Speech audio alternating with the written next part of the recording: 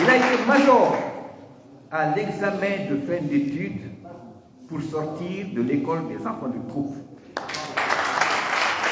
Mieux que cela, arrivé en France, une école qui à l'époque recrutait à partir de toutes les colonies françaises à travers le monde, le Fortum. Moussa Traoré s'est présenté au concours d'entrée à le Fortum, il a été le major. À l'examen de fin d'études pour la sortie, il a été encore le major. Et dès ce moment, son leadership a commencé à s'affirmer. Lorsque le 22 septembre,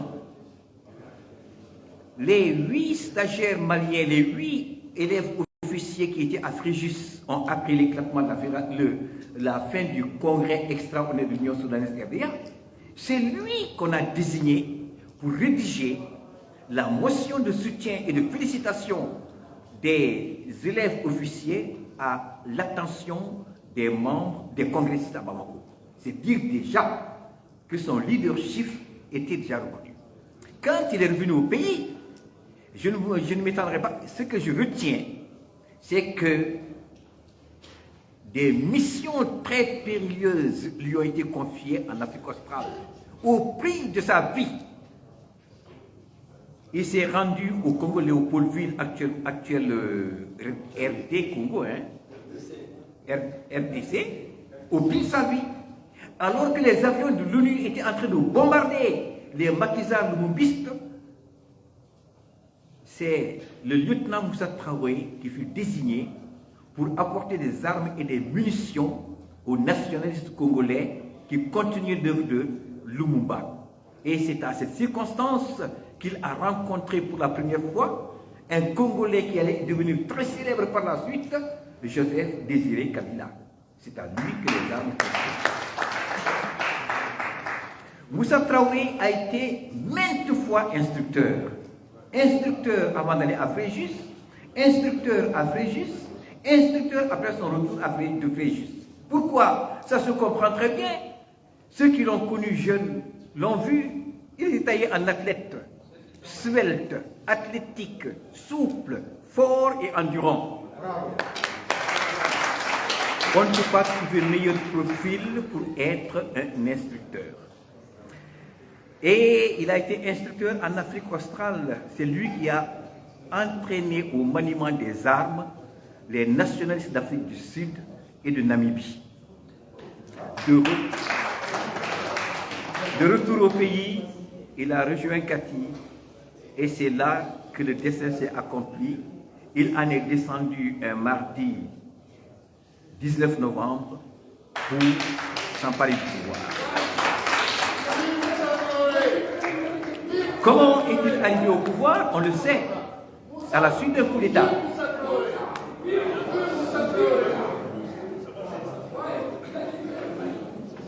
Le coup d'État, il y avait des raisons, j'en ai recensé 5. Il y avait les dissensions au sein du parti USRDA, terribles dissensions qui avaient fini par bloquer la vie du pays. Il y avait le culte de la personnalité. Il y avait les difficultés économiques, il y avait les restrictions imposées aux libertés individuelles et enfin les frustrations au sein de l'armée. Quelqu'un m'a dit, un camarade de promo qui est de Kati, et ils appelaient les soldats Kati semblez-nous.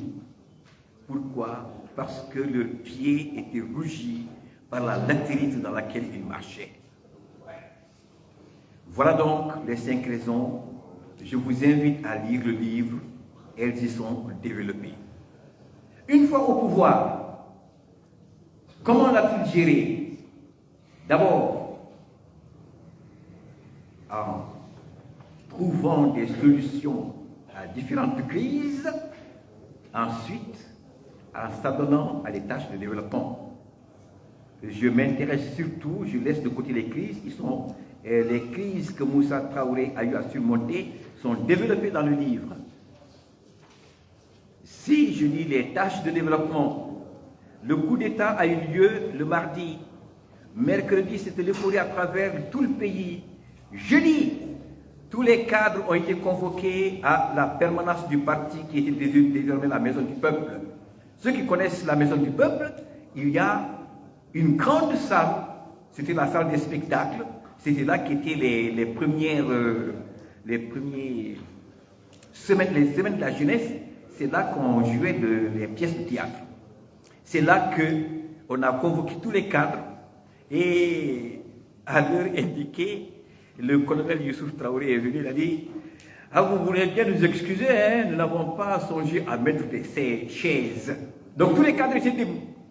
Moussa Traoré, le président, il est venu, il a dit, après avoir salué, le travail reprend normalement demain. Il n'a pas eu besoin de dire la séance est levée, parce que les gens étaient déjà debout. Il a dit ça, il est retourné, et le lendemain, le travail a repris. C'est dire que le coup d'État n'a pas bloqué la marche de la nation.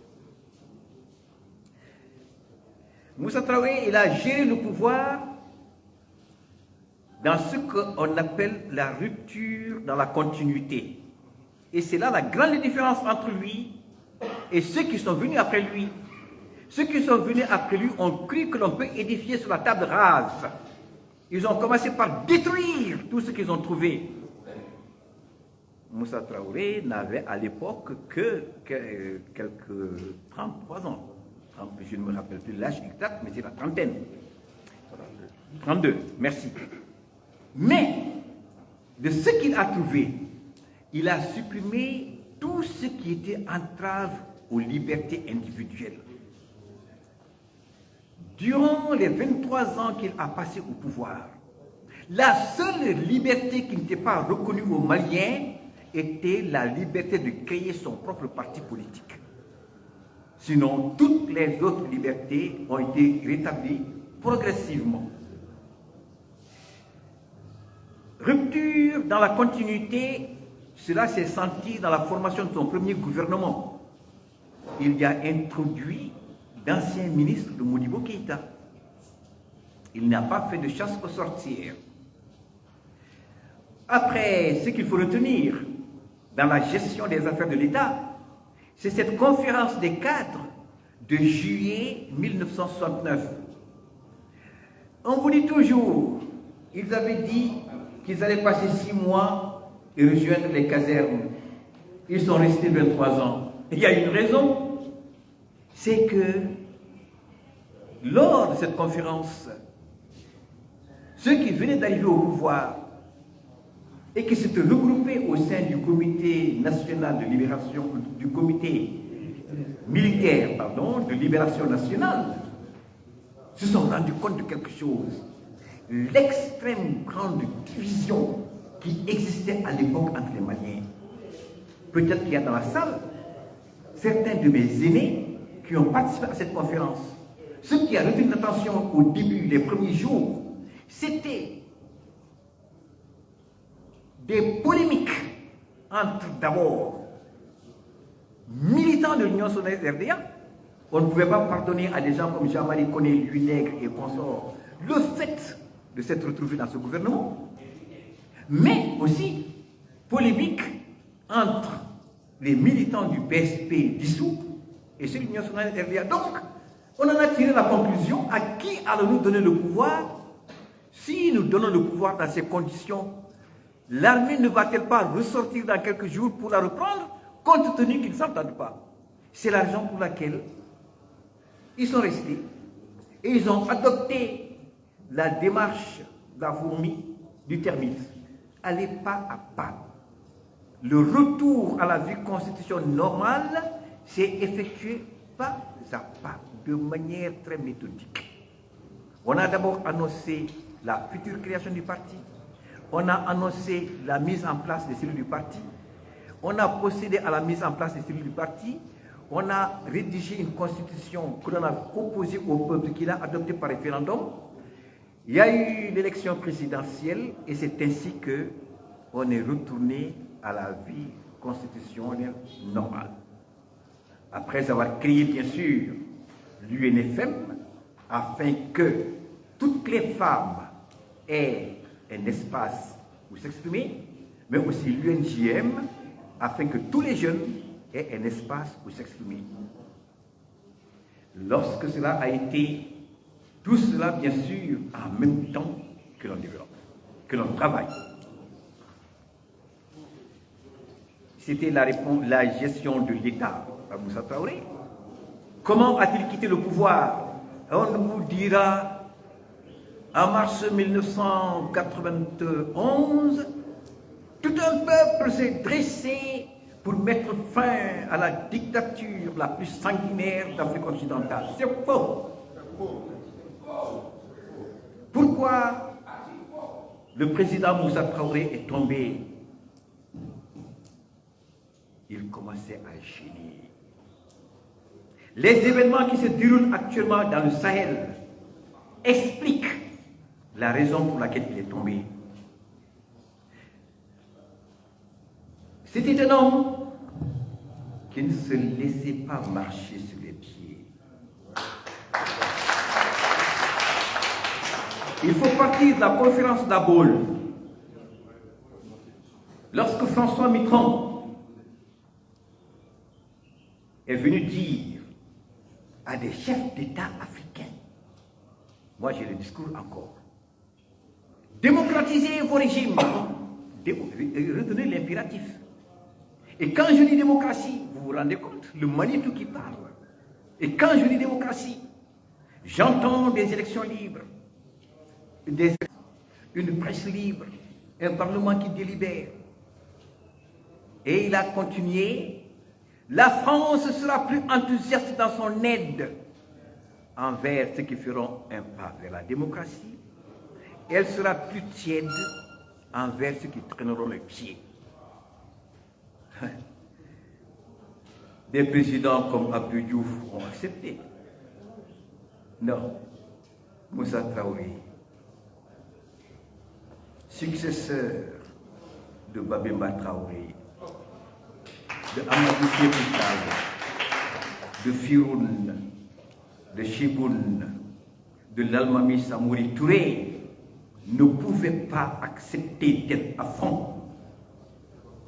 Quand son tour de parole est arrivé, laissant de côté son discours, il a répondu point par point aux 2 points de François Mitterrand. Démocratiser vos régimes, il a dit, la démocratie n'est pas une camisole de force que l'on fait porter au peuple. La France sera plus tiède, sera plus enthousiaste en son aide envers ceux qui feront un pas vers la démocratie, plus tiède envers ceux qui traîneront le pied. Il a répondu, la France pourra donner plus au Sénégal ou au Bénin, ce n'est pas ce qui va remplir les caisses. La rupture était intervenue entre Moussa Traoré et François Mitterrand. Mitterrand n'a pas pu concevoir cela. Mais il y avait pire. Ce n'était pas seulement une affaire d'homme. C'est que le président Moussa était en train d'engager le Mali dans une voie qui allait faire de ce pays un pays totalement indépendant.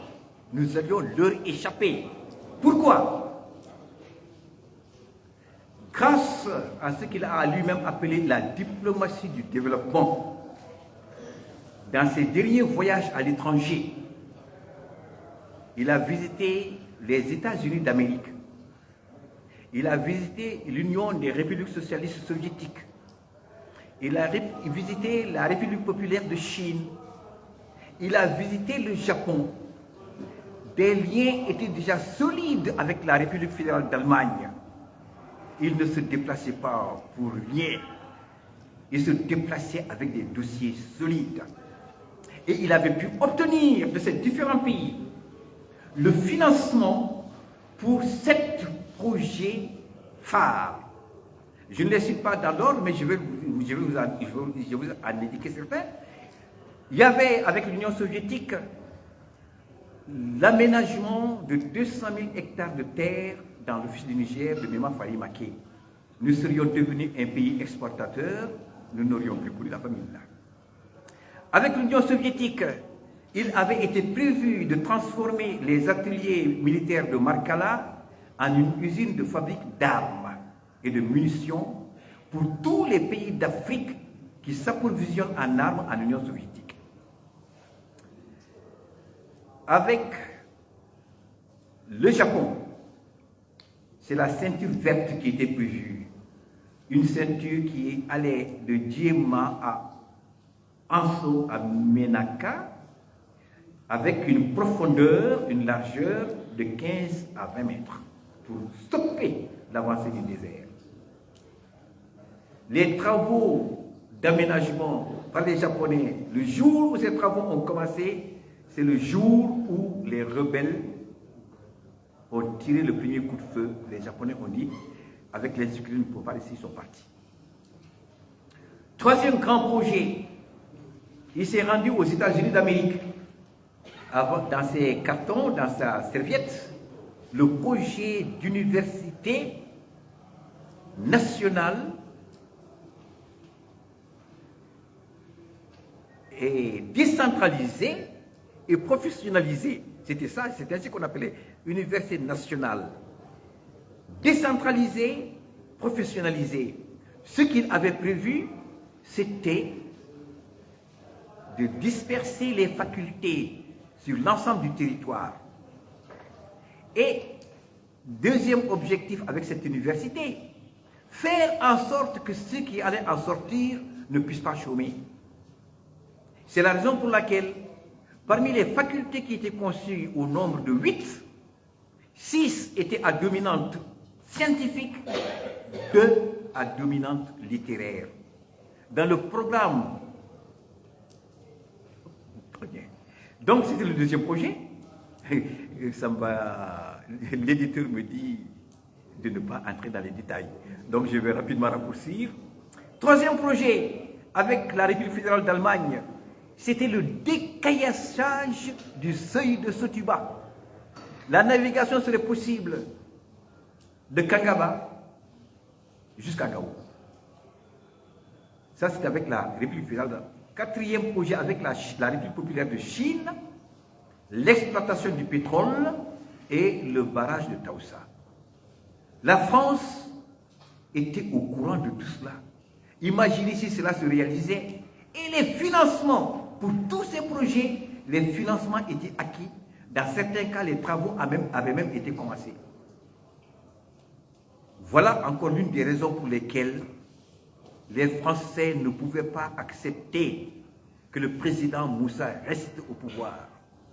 Une autre raison, c'était le prestige personnel de l'homme. Président en exercice de l'OUA, co-président du sommet de l'enfance, le succès de l'initiative de Bamako en matière de santé, voilà encore une fois des succès que Mitterrand ne pouvait pas concevoir. Voilà les vraies raisons. Il fallait le renverser. François Mitterrand a mis 2 fers au feu. Le premier fer, il a encouragé la rébellion au nord. En 3 mois, avec l'armée dont le président Moussa Traoré avait doté le Mali, en moins de 3 mois, la rébellion a été cassée. Deuxième fait, plus subtil, il a procédé à une étude sociologique du Mali. Il a vu qu'il y a 4 couches de mécontents. Les opposants éternels depuis 1958, dont les rangs n'ont fait que se grossir, éparpillés dans des petits partis clandestins. Les élèves et les scolaires, les déflactés de la fonction publique et les jeunes diplômés demandeurs d'emploi. Voilà ceux sur lesquels on s'est appuyé pour déclencher les émeutes qui ont mené à la chute du pouvoir. On a dit qu'il s'est accroché au pouvoir. Faux. Il a tout fait, tout. Il a convié les opposants au dialogue. Mais qu'est-ce qu'on a constaté? Le soir, il se cachait pour aller négocier à Koulouba. Le lendemain, il descendait en ville pour mettre le feu à la ville. Ce qui devait arriver, arriva. Les opposants ont même eux-mêmes reconnu qu'ils étaient en relation avec des officiers de l'armée. ils ont reconnu que l'auteur du coup d'État avait la carte rose de l'ADEMA. La carte rose, c'est la carte que ce parti réservait à ses tout premiers militants. Et dans la soirée du 25 au 26 mars, un commando de 9 personnes est monté à Koulouba. Ils ont fait savoir au président que sa présidence est terminée. Il s'est levé majestueusement avec la phrase « Je m'en remets à Dieu ». Et c'est ainsi que les 23 ans de pouvoir de Moussa, fait de succès, ont pris fin. Alors, rapidement,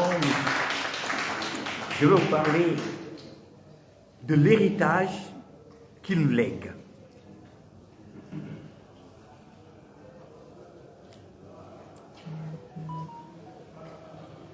Excusez-moi de Oui. professeur. Oui. Je vous laisse juste 30 secondes Oui.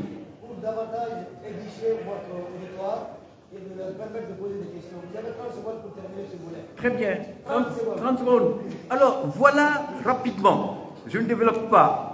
Quel héritage? C'est d'abord le dévouement à la patrie.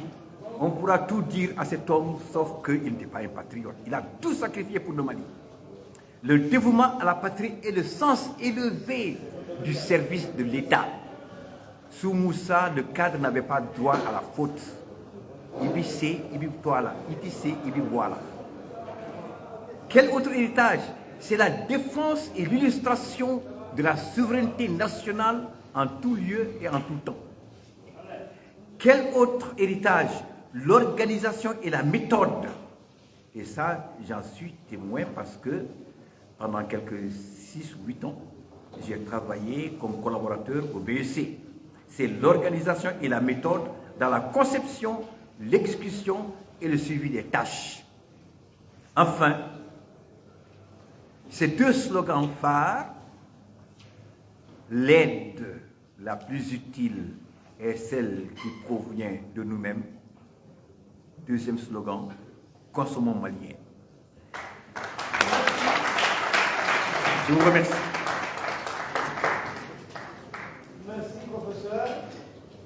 Il y a des gens qu'on ne présente pas, mais qu'on peut représenter.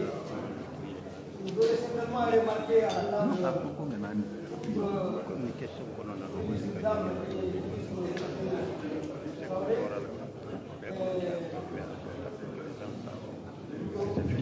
le très connu Oumar, le professeur Oumar Santé. C'est bien lui, hein? Il était bienvenu. On avait également dans la salle l'ancien gouverneur, je l'appelle ainsi, hein, l'ancien gouverneur de la province de Bougouni, en l'occurrence M. Brisa Traoré.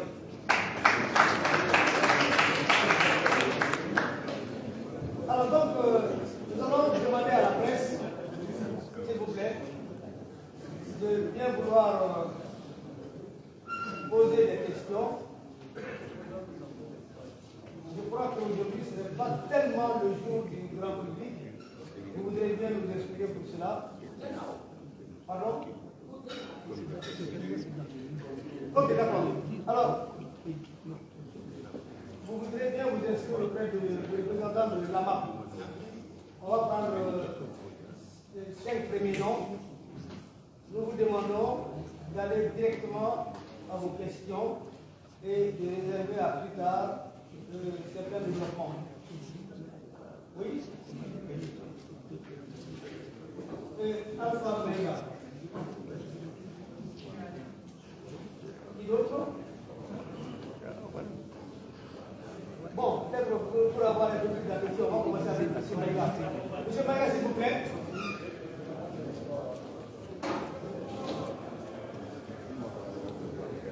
Vous n'avez pas le nom du gouvernement. Non, pas. Vous pouvez venir jusque là. Ah bon, il y a moi, je me nomme Alpha Mega, je m'habite à l'UNPM. le livre que j'ai reçu hier, et le comme on a pu poser dans la salle. C'est juste. Hein? Il faut aller en haut.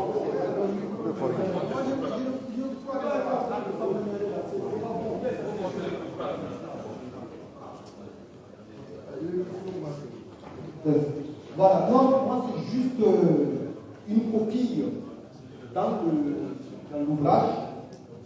Au lieu de, vous avez mentionné le 18 mai 2020. À mon humble avis, je pense que la révolution de notre opération, ça devrait être le 18 août, si je ne me trompe. 18 mai 2020. C'est quel événement? Juste quand il y a eu le 25 mars, aux environs de 20h, un groupe de 9 militaires conduits, tout ce qui s'ensuit, et la Deuxième République a reçu, le néocolonialisme français triomphe et triomphera durant et avant que le 28 mai 2020. Je pense que c'est le 18 août 2020. Pour la petite histoire. Oui, oui. C'est le 18 août 2020 et non le 18 mai 2020. Merci beaucoup. Je vous remercie. On enregistre les copies. Oui, oui. Comme on a dit, tout ouvrage pourrait comporter des copies, mais nous pensons également qu'avec votre contribution, ça devrait nous permettre de corriger. Nous sommes à la première édition. Y a-t-il des questions, des éclairages? Docteur Oumar Abba, travail. Vous voulez passer le micro, s'il vous plaît? Oui. Monsieur Traoré? Je vous en prie. Attention aux marches.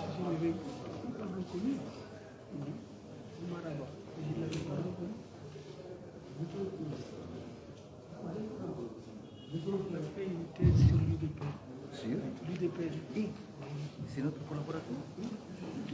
Que je n'avais pas reconnu. Je le précise, allez à l'essentiel, évitez pour aujourd'hui en tout cas les commentaires. De l'association de parti. Merci.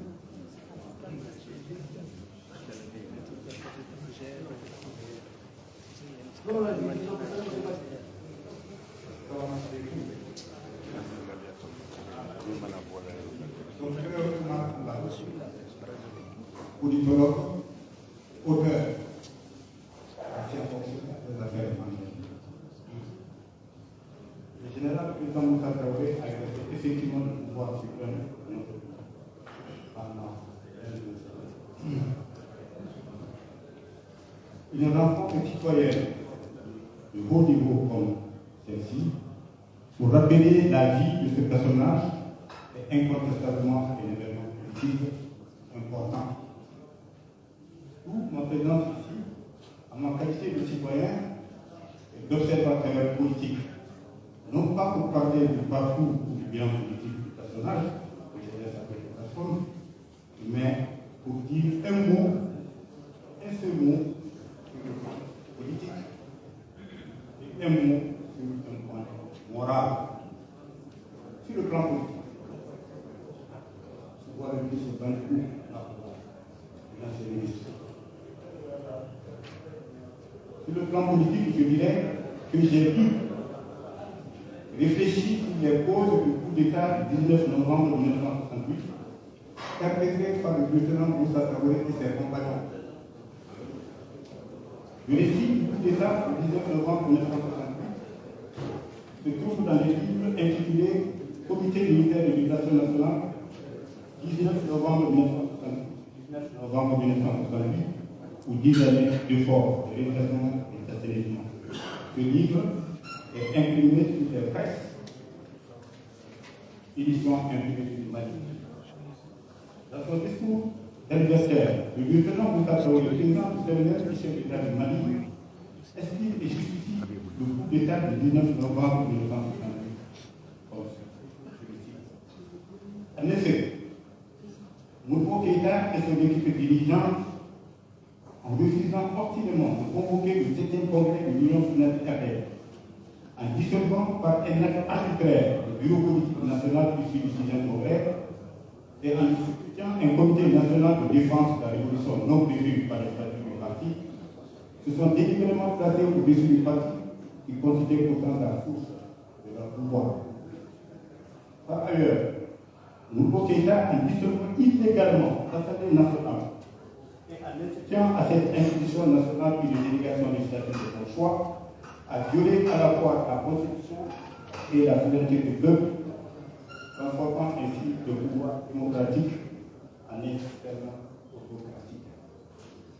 D'autre part, l'équipe de Modibo Keïta, en instituant la lutte populaire et en installant pratiquement et insolemment dans les fonctions et attributions des services de sécurité et même de la justice au mépris des observations de la population, a inscrit dès lors son action à l'opposé des légitimes aspirations du peuple.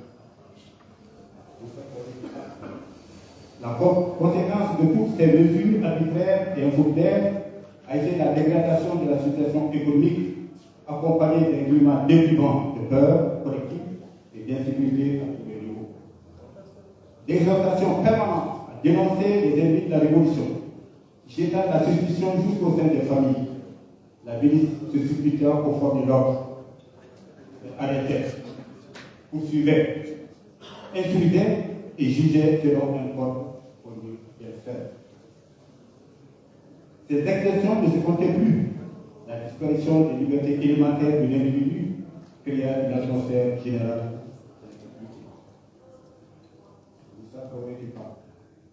Tout recours à des moyens légaux.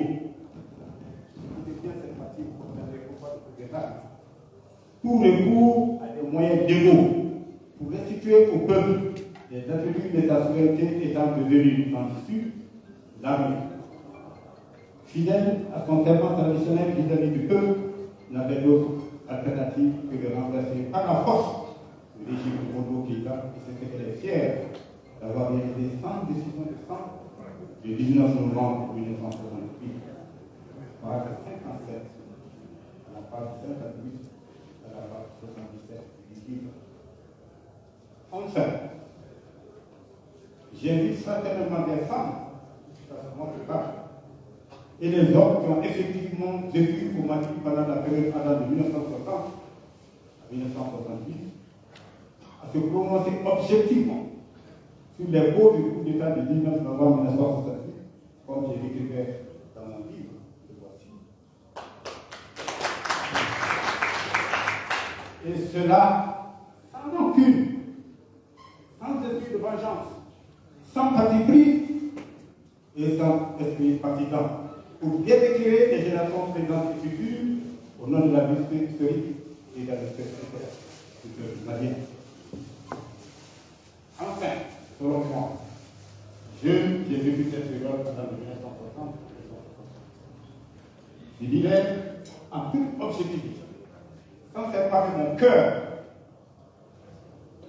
que le président Modibo Keïta, que j'aime et admire beaucoup, a fait ce qu'on appelle un coup d'État civil. Je dis bien un coup d'État civil. Ça paraît court. Habituellement, on n'appelle pas ça. Ça veut dire un coup d'État pour vous, c'est militaire. Non! Il y a des coups d'État civils, il y a des coups d'État militaires.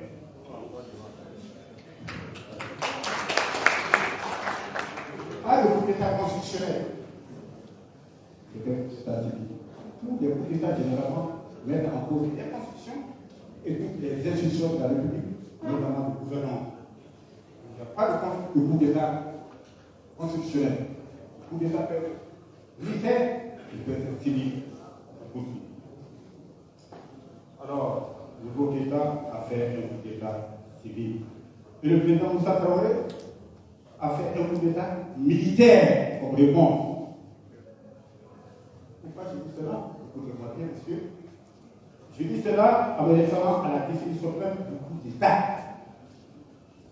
Un coup d'État, selon la 4e édition du lexique de sciences politiques, d'Allo 2017, France, page 125, un coup d'État, écoutez-moi bien, c'est une prise illégale et brutale du pouvoir par l'armée par une autorité politique, ou par une autorité politique, bénéficiant de son soutien étatique, c'est-à-dire du soutien de l'armée. Alors, en me fondant donc sur cette définition, je fais bien, j'ai dit que le président Mogo Keïta est jeune. A fait un coup d'État civil. Parce qu'il a institué ce qu'on appelle le Comité national de défense de la révolution. Il a dissous arbitrairement par un acte arbitraire le bureau politique national et il l'a fait remplacer parce qu'il a appelé le Comité national de défense de la révolution. Il a violé le statut du parti. Et également, il a dissous l'Assemblée nationale, prévue par la Constitution.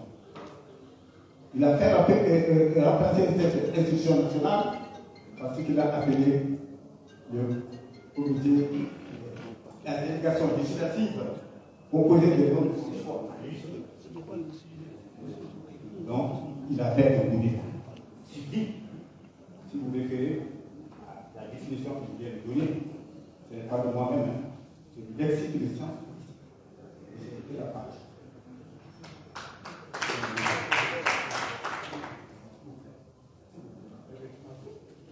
C'est pas le sujet.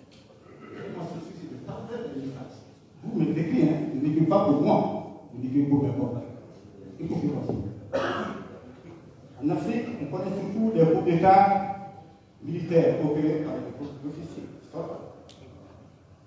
Mais exemple de coup d'État civil, encore plus fort. En France, le 2 décembre 1951, il y a eu un coup d'État civil. Il y a eu également le push du président péruvien Fujimori en 1992. C'est un civil, hein? C'est un coup d'État civil. Et Lénine lui-même, en 2017, avec les positions institutionnelles, il a fait un coup d'État civil. Hein? Il a fait un coup d'État civil. Voilà, trois exemples de raisons constitutionnelles. Le coup d'État civil. Ne parlez pas de coup d'État constitutionnel, encore une fois, parce que tous les coups d'État mettent en cause, généralement, la Constitution, toutes les institutions de la République et le gouvernement. Voilà ce que je voulais dire. Et le second point, que je qualifie de moral, concernant Moussa Traoré, écoutez-moi bien, et je qualifie de moral, c'est la simplicité de la tombe du général président Moussa Traoré.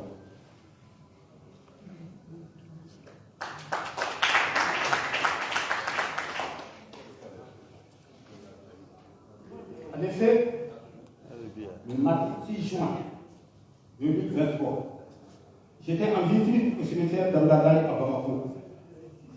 J'étais accompagné de mon ami d'enfance, M. Mahaman Kampo, fils du chef du canton de Kona, là c'est mon canton. Nous nous sommes recueillis sur plusieurs tombes et tombeaux, dont celui du général président Moussa Traoré. Et nous avons fait des bénédictions.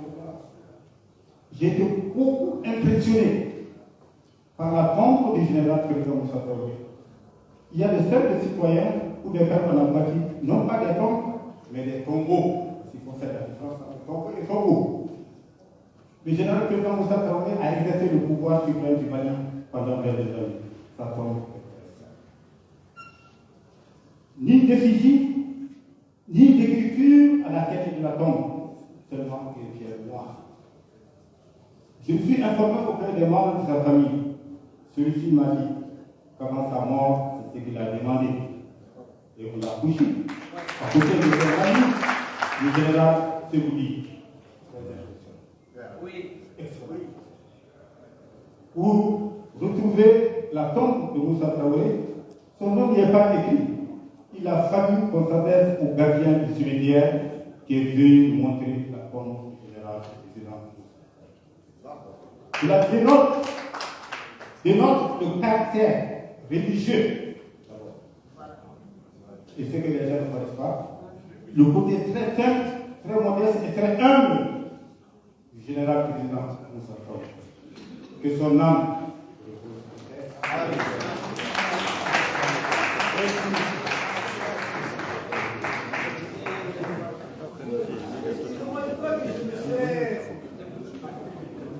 Mort de la langue, c'est devenu un regret éternel si je ne l'avais pas laissé parler. Franchement, si j'avais été un peu buté, je m'aurais empêché de dire, de témoigner de telle manière extrêmement épouvantable. Pardon. Troublante. Merci encore une fois pour votre témoignage. Merci, franchement.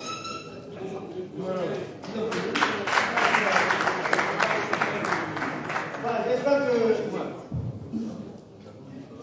Encore une fois, excusez-moi d'avoir été désagréable avec vous, mais franchement, il fallait le laisser parler. On a édifié davantage sur le personnage que fut le général d'armée Moussa Traoré. Au suivant, Ismaël Kamara. Ismaël Kamara.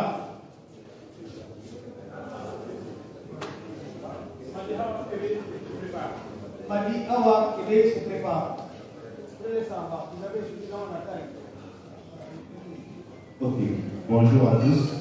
Mon nom est Ismaël Kamara. Je suis étudiant en journalisme et communication. Et ça fait plaisir de voir le professeur Signoré qui m'a enseigné quand j'étais dans la première licence au niveau de l'UG. Ah oui, avec lui, ça n'a pas été facile. Ça fait plaisir de le voir toujours en bonne santé. Et la question que j'ai pour lui par rapport à ce lancement, c'est un second livre avec le docteur Choubel Kokakaïka.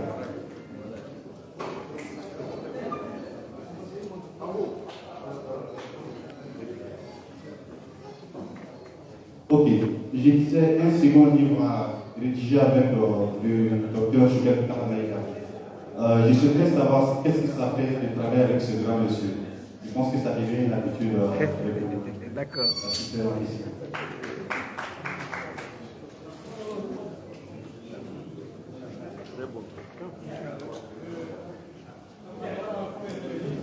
Madi Awa, c'est qui?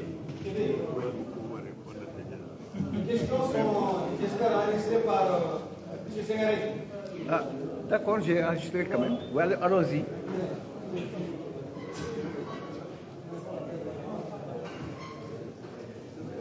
Moi, c'est Kébé Badikawa, journaliste au journal Le Jour,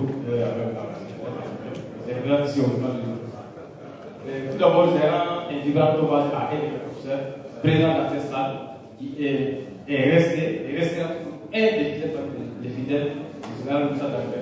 C'est le professeur Donald Badiakone, qui va enseigner à l'école supérieure de licence d'armée. Donc, j'ai deux petites questions. La première question est de savoir, c'est vrai que le pauvre dès qu'il a évoqué la partie, mais je voudrais vraiment que je revienne sur là-dessus. Pourquoi le général d'armée Moussa Traoré, après sa prise de pouvoir, a mis fin à toutes les activités politiques au Mali? Je voudrais vraiment que je revienne sur cette partie. La deuxième question est de savoir, en tant que nous, la jeune génération, quelle est la leçon principale qu'on peut retenir dans ce ouvrage qui pourra nous servir dans la vie. Merci beaucoup. Maintenant, avant de passer la parole à M. Sengaré pour les réponses, au niveau Djabi.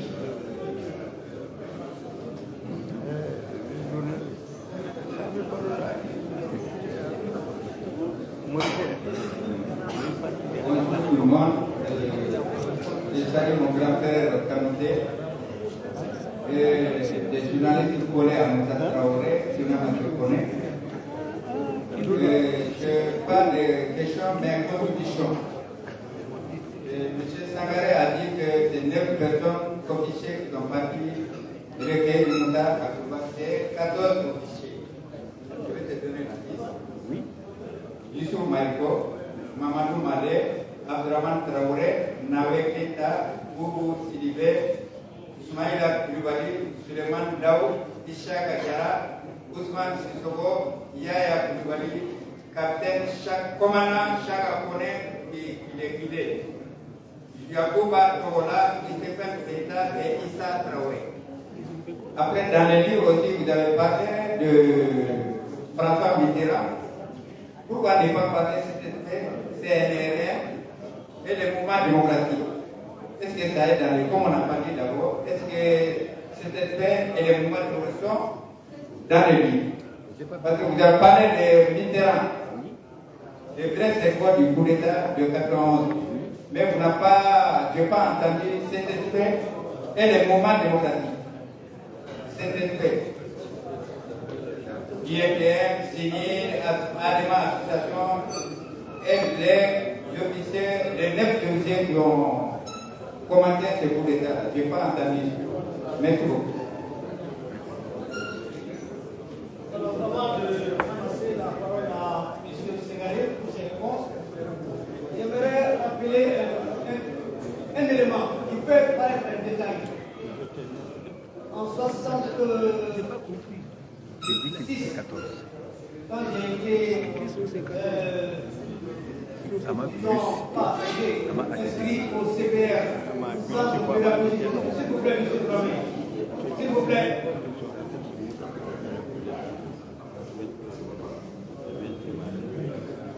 Quand j'ai été inscrit au CPR de Guinée, après ma sortie, j'ai été affecté dans la région du Gao.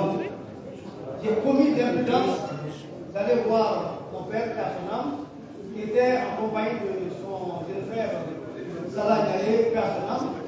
Je lui ai dit que les mutations sont publiées, je suis affecté à Gao. La réaction est venue tout de suite en me disant, ah bon, Hopman est africain et moi. Ça veut dire que j'étais venu les voir pour des intercepts dans ma faveur pour ne pas aller à Gao. Le père a enchaîné tout de suite, si le 22 septembre tu es encore à Bamako, dis-toi que tu n'es plus membre de la famille. Tu quittes cette famille. Et curieusement, je dis curieusement, voilà la raison, parce que la raison pour laquelle j'ai cité cet exemple. Curieusement, beaucoup ne savent pas que être affecté à gauche, à droite, dans les régions, ça permet de connaître davantage de manière.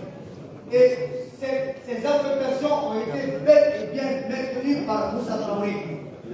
Mais maintenant, c'est pratiquement impossible de muter quelqu'un hors seulement de Bamako, même d'un quartier de Bamako à un autre. Vous voyez maintenant où on en est. On est dans un engagement administratif, économique qui ne dit pas son nom. Donc, toutes ces choses, on ne peut pas passer 23 ans pour pouvoir aller faire quelque part. Ce n'est pas possible. Monsieur Ségalé. Très bien. Il y a, je crois. Excusez-moi, monsieur Ségalé, il y a l'ancien ministre, monsieur Gabou. Oui. On peut vous donner une minute? Pardon? Il n'y a aucun problème. Vous avez franchement une minute pour permettre à M. Sénégal de répondre.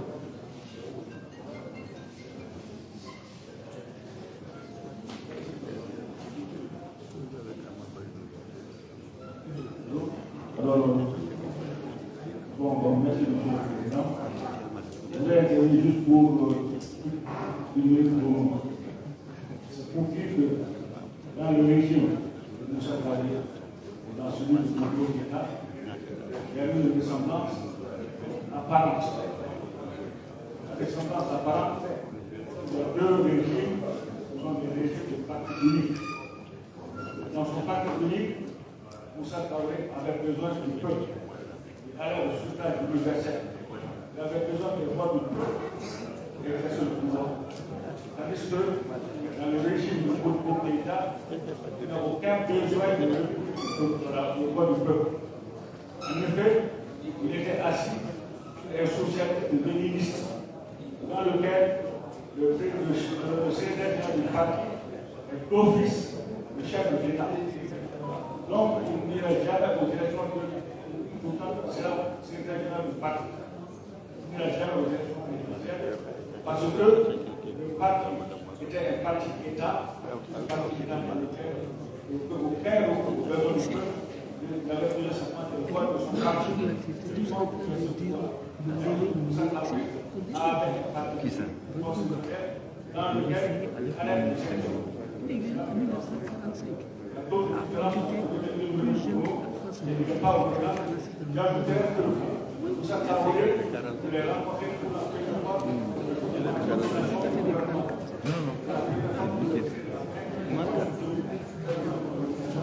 Donc, c'était pas sur la base des critères de femmes, des critères de femmes. Voilà, si j'ai le nouveau après, je reviendrai pour dire, et tout cela, c'est également qu'il y a entre les deux hommes au niveau de Moussa.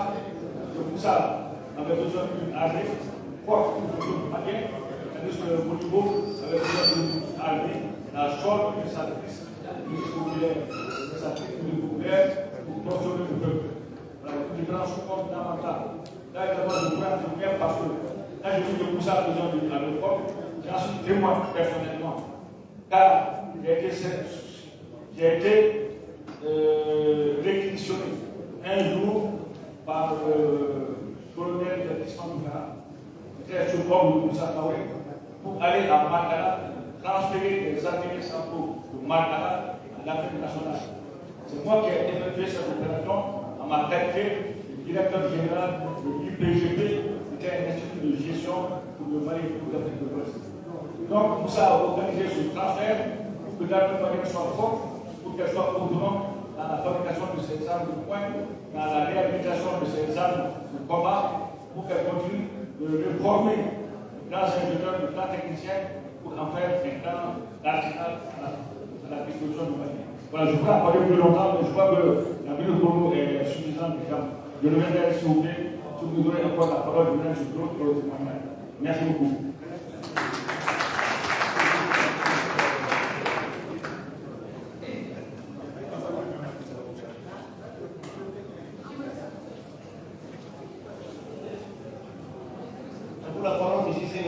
Oui, d'accord. Pour les réponses.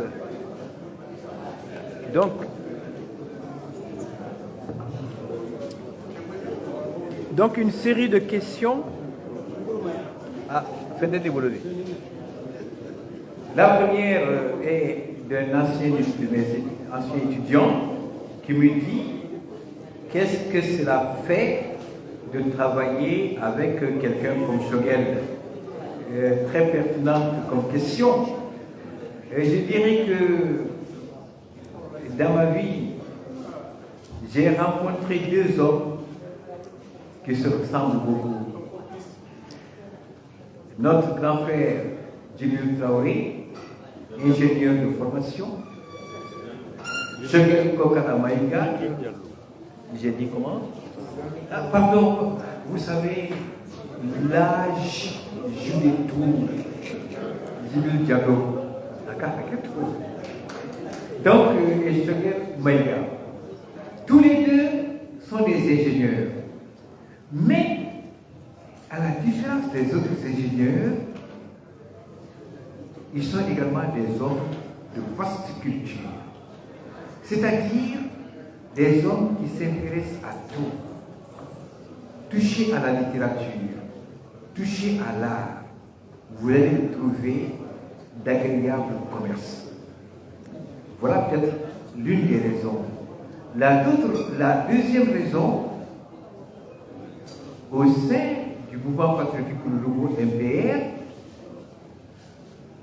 au cours de nos activités à côté, nous avons découvert une même ambition, revisiter l'histoire de ce pays pour la mettre à la disposition des jeunes générations qui en ont besoin. Il y a une autre qualité qui peut être un défaut qui nous lie, je l'ai déjà dit dans mon exposé, tous les deux sont perfectionnistes. Il ne faut pas voir.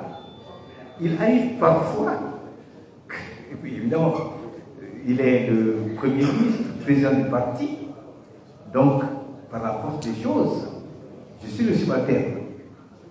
Je sais, mais parfois, les discussions sont fort âpres entre nous. Et c'est la raison pour laquelle, en tout cas, cette commune vocation, cette qualité de culture que j'ai découvert en lui, son militantisme, son engagement pour le pays, voilà les raisons qui m'incitent à travailler en sa compagnie. Et vous avez dit un premier livre, un deuxième livre, et sachez que nous sommes déjà sur le troisième. Et le titre du quatrième est revenu. Peut-être que d'ici mars ou avril, nous aurons, si Dieu le veut bien, mettre à votre disposition un livret sur lequel nous sommes en train de travailler. Et ce livret nous a été inspiré par la réintégration de Kidal dans la République. Bravo. Lorsque cela s'est fait, Cheikh Kokala Maïga m'a dit, professeur, voici une occasion en or pour faire découvrir davantage le nom du pays. Dans nos classes, nous connaissons très bien qui sont Samori, Babemba, Amadou Cheboutal, etc. Des grands résistants de couleur noire. Mais c'est qu'il y a une résistance au nom.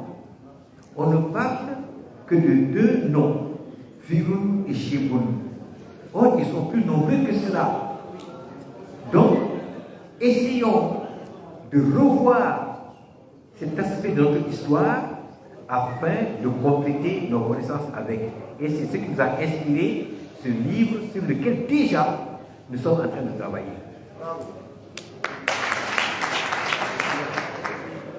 Celui qui est intervenu le second a dit, et je crois qu'il a posé la question, pourquoi Moussa a-t-il mis fin avec le coup d'État aux activités politiques?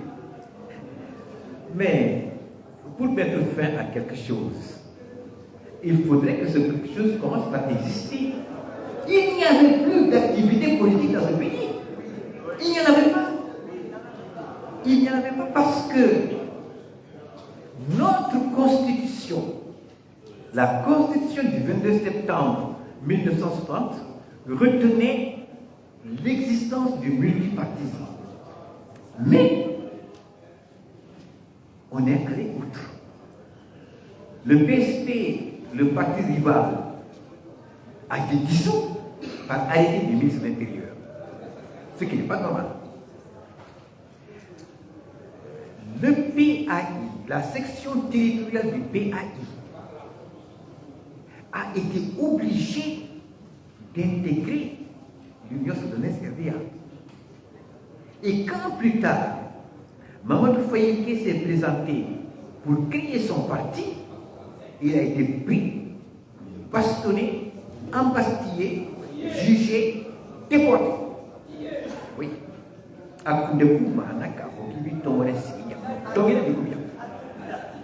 Il y avait un seul parti. Et ce qui est encore, pour vous dire jusqu'à quel point c'était un corset, ou bien on était militant de l'Union soudanaise RDA, ou alors on était apatride. Il n'y avait pas troisième choix. Ou bien vous militez, ou bien vous êtes apatride. Tous les Maliens majeurs avaient obligation d'avoir le carte du parti, de participer aux réunions du parti. Il n'y avait pas d'activité politique, et il n'y avait pas, si je dis qu'il n'y en avait pas, vous allez me dire, mais l'Union soudanaise RDA était là. Le principe du USRDA comme de l'UDPM, c'est le centralisme démocratique. Mais ce centralisme démocratique fonctionnait différemment avec l'UDPM qu'avec l'Union soudanaise RDA. Avec l'Union soudanaise RDA, comment fonctionnait le centralisme démocratique? C'était en somme, le parti était un parti d'avant-garde plus qu'un parti de masse. Toutes les décisions étaient prises par le BPN, le Bureau politique national. Toutes les décisions étaient prises par le Bureau politique national et par circulaire étaient envoyées aux sections à la base. Les sections se réunissaient, exécutaient les tâches et rendaient compte par procès verbal au BPN. Voilà comment fonctionnait le centralisme démocratique sous l'Union soudanaise RDA. À la base, il n'y avait pas de réflexion, il y avait exécution, pas de réflexion. Et pour vous dire qu'il n'y avait pas d'activité politique, je vous ai dit que parmi les raisons du coup d'État, il y avait le culte de la personnalité. Et je me rappelle ce slogan qu'on nous a fait, j'étais à l'époque, lors de la révolution active en 1967, je devais me trouver peut-être en deuxième ou en troisième année à l'école normale supérieure, et je me rappelle un jour, c'est le jour où le stade Omnisport a été baptisé stade Modibo Keïta. On nous a fait sortir de l'école pour le stade. Nous avons marché des rangs 10 comme ça là, et nous sommes arrivés. Et les slogans, c'était quand Modibo avait pris la parole jusqu'à un certain point, c'était bien orchestré. Quelqu'un disait un seul parti, et on devait dire l'Union soudanaise RDA. Une seule option, le socialisme. Un seul guide. Alors là, c'était Modibo, Modibo, Modibo.